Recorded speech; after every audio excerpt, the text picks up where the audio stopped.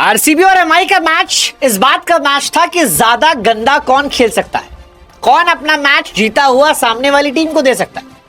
कोशिश आरसीबी ने पूरी की, लेकिन शायद कुरनाल पांड्या और भुवनेश्वर कुमार के इरादे कुछ अलग थे और यही वजह है कि आरसीबी न सिर्फ हार से बच गई बल्कि टॉप पर पहुंचकर फिलहाल टॉप 2 में फिनिश करने को सोच रहे। लेकिन गुरु, मैच जो है वो मुंबई की हार या एलिमिनेशन से ज्यादा आरसीबी की जीत पर फोकस।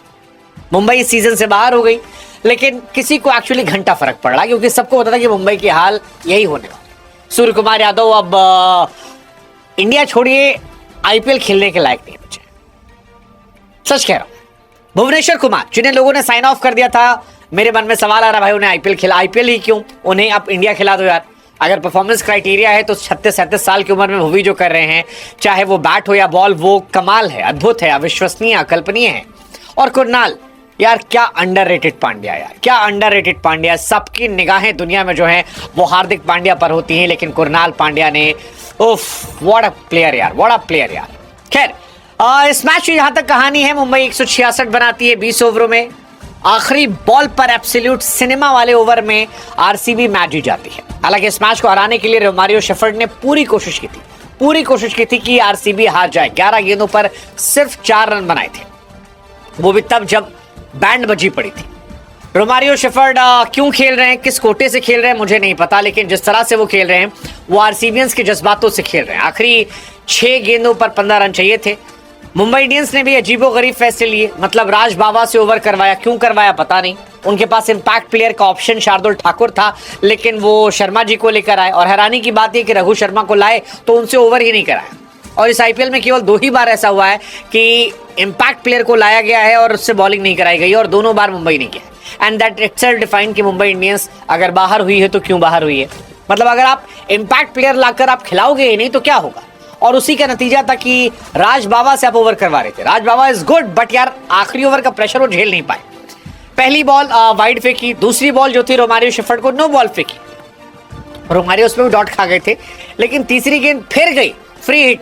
मतलब पहली वाइड, दूसरी नो, तीसरी फ्री हिट, उसमें भी बेचारे जो हैं ये जैसे तैसे 1 रन ले पाए। फिर राज बाबा ने 1 रन लिया, मतलब उनको भी वाइड फेंकी और कहानी काफी गई।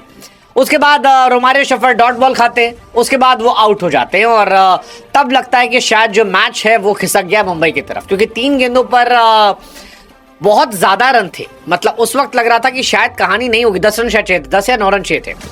लेकिन फिर किस्मत खराब होती है, भुवनेश्वर कुमार को वाइड, और फिर भुवनेश्वर कुमार जिन्होंने 4 विकेट निकालकर मुंबई इंडियंस की कमर तोड़ी थी, छक्का मारकर मुंबई से मैच छीन गए। क्या कमाल का छक्का था, कमाल का छक्का था। मतलब उस शॉट पर भुवनेश्वर कुमार को कुरनाल पांड्या से छीन कर मैन ऑफ द मैच देना चाहिए।